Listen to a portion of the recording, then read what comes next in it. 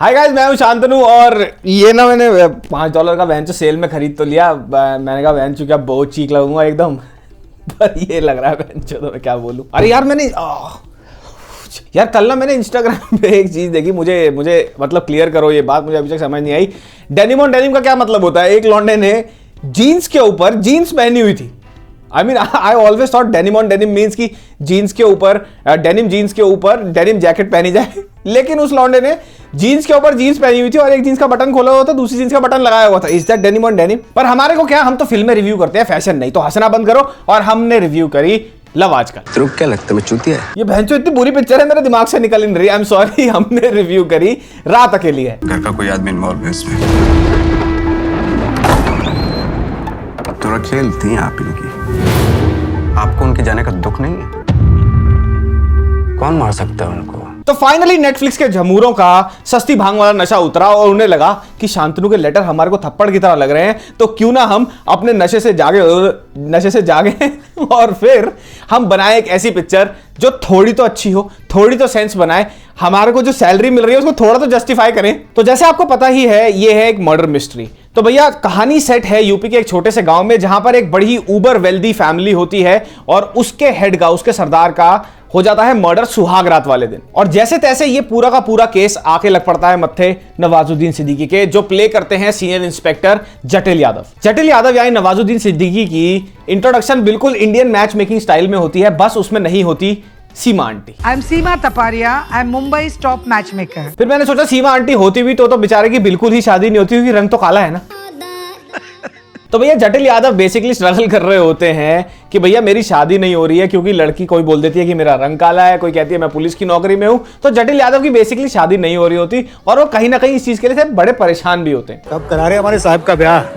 पूरी चौकी में यही अकेले अविवाहित रह गए हैं। और नवाज की मदर प्ले करती है ईला अरुण। अब guys to be honest for me, इन दोनों की जो जोड़ी थी, इन दोनों के बीच में जो मदर और सन केमिस्ट्री थी, वो बहुत अच्छी लगी मुझे और तुम्हारे को भी अच्छी लगी, क्योंकि हर चीज जैसे होती है खींचातानी मां बेटे के बीच में, it's very very relatable. Mummy, mummy, अरे मर गई mummy. Another thing that I loved about Ila Arun's role was कि वो इतनी अच्छी तरह से लिखा हुआ है that she actually comes out to be a kick-ass mother। एक सीन में ईला अरुण फोटो दिखाती है नवाज की एक शादी में एक लड़की को कि भैया हमारे लौंडे से शादी कर लो। तो सामने से लड़की कहती है कि भैया इसका रंग तो साफ नहीं है। तो to which Ila Arun replies कि रंग साफ नहीं है पर दिल तो साफ है। रंग साफ नहीं है पर मन साफ है। एक और शॉट में ईला अरुण को नवाजुद्दीन कहते हैं कि भैया तुमने उस लड़की के कपड़े देखे थे, उसने इतने छोटे कपड़े पहने हुए हैं, मैं क्यों उससे शादी करूंगा? To which Ila Arun replies कि भैया कपड़े उसके छोटे नहीं है, दिमाग में तुम्हारे गोबर भरा हुआ है। देखा नहीं कैसे कपड़े पहने हो तो उसने? ऐसी लड़की को पसंद करेंगे क्या हम?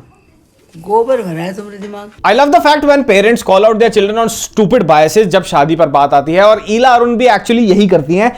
ये देख के मुझे लगा यार ये ईला अरुण की फुटेज ना अक्षय और अपर्णा की मां को दिखाओ, इंडियन मैच मेकिंग में थोड़ी बुद्धि आएगी उनमें। तो भैया कहानी आगे बढ़ती है और नवाजुद्दीन जा पहुंचते हैं द क्राइम सीन पर, यानी सुहागरात। तो नवाज क्राइम सीन पर जाके डिस्कवर करते हैं कि एक पकी हुई उम्र के चचा की लाश पड़ी हुई है सुहागरात के बिस्तर पे, और इवेंचुअली वो फिर ये डिस्कवर करते हैं कि चचा की जो ब्याह होने वाला था वो होने वाला था कि अपनी सी भी आधी उम्र की लड़की से, जबकि चाचा की पत्नी भी जिंदा थी। नवाज ये देख के सोच में पड़ जाते हैं कि भाई हमारे यहाँ ब्याह नहीं हो रहा है और चाचा died right before having some action यार। संभाल इसको अपने टट्टू को। फिर जटिल यादव ठान लेते हैं कि भैया अब मैं शिनाख्त करूंगा और ढूंढ के निकालूंगा कि चाचा को किसने मारा। आप सबको हम एक बात बता देते हैं, यहाँ जो कांड हुआ है ना, हम करेंगे उसकी जांच। और साथ ही साथ इंट्रोडक्शन हो जाती है राधिका आप्टे की, which takes me back to my past यार। क्या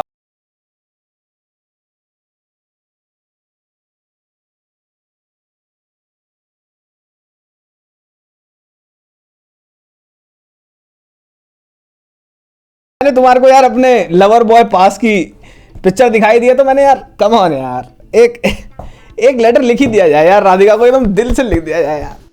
माय रोज लीव राधिका, याद तो नहीं होऊंगा मैं तुम्हें, कोई नहीं, एक तरफा प्यार ऐसा ही होता है। 2 साल पहले मिले थे हम मेरे एक शो पर। आफ्टर दैट नेटफ्लिक्स वालों ने तुम्हें एक बहुत लंबी छुट्टी पर भेज दिया, and I don't really blame them after watching Ghoul और whatever you call that.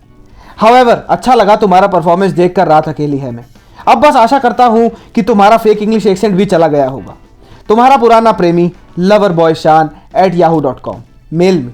Radhika Apte play करती हैं कैरेक्टर राधा का, जो एक चंबल की बागी होती हैं और उनका बाप उनको बेच देता है रघुवीर सिंह को, यानी उन चचा को जिनका मर्डर हो जाता है, उनको वो बेच दी जाती हैं और जबरदस्ती जबरन रघुवीर सिंह उनसे शादी कर रहा होता है। और at the same time Radhika प्यार में पड़ जाती हैं रघुवीर सिंह के छोटे भाई के बेटे से। तो राधिका आप्टे की शादी होने वाली होती है चचा के साथ, जिनका हो जाता है मर्डर, और साथ ही साथ वो प्यार में पड़ी होती हैं एक लड़के के जो उनको धोखा दे देता है, और अल्टीमेटली राधिका आप्टे की शादी होती है सलमान भाई से। और एक और बहुत नोटेबल परफॉर्मेंस है इस पिक्चर में, और वो है सीनियर इंस्पेक्टर अभिजीत सिंह की सीआईडी में से, वो तो आप समझ ही गए होंगे। वो प्ले करते हैं मुन्ना भैया, एक करप्ट पॉलिटिशियन, और उन्होंने क्या काम किया बाय गॉड। पिक्चर में तिग्मांशु धूलिया भी हैं और वो प्ले करते हैं नवाज के senior officer SSP Lalji Shukla. And just like every time Tigmanshu Dhulia की परफॉर्मेंस यहां भी फ्लॉलेस है, और उनकी परफॉर्मेंस साथ ही साथ में नवाज की performance, I mean it sets the benchmark. मतलब शहर के चोर चपट्टे सब मर गए हैं कि साले पुलिस वाले अब पीटेंगे एक दूसरे को। It's not only the top actors like Tigmanshu, Nawaz and Radhika, but everybody in the movie, जिसको जो रोल दिया गया है उन्होंने बहुत ही अच्छी तरह वो रोल निभाया। तो भैया right from acting, story line, plot कैसे अनफोल्ड होता है and how the movie actually gets to the point right from the first shot, everything is flawless. After a very long time Netflix ने नहीं हगा है किसी एक पिक्चर में, and the movie is beautifully made.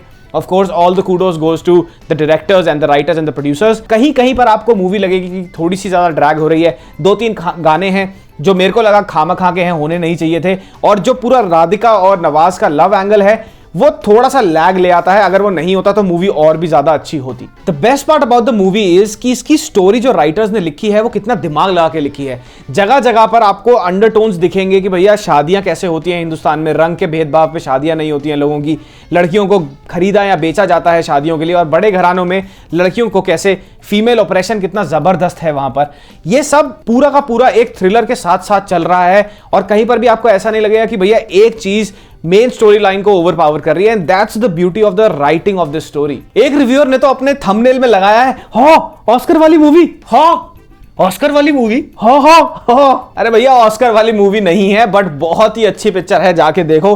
थोड़े से बोर हो गए कहीं ना कहीं, but everything is flawless in the like कर जाना।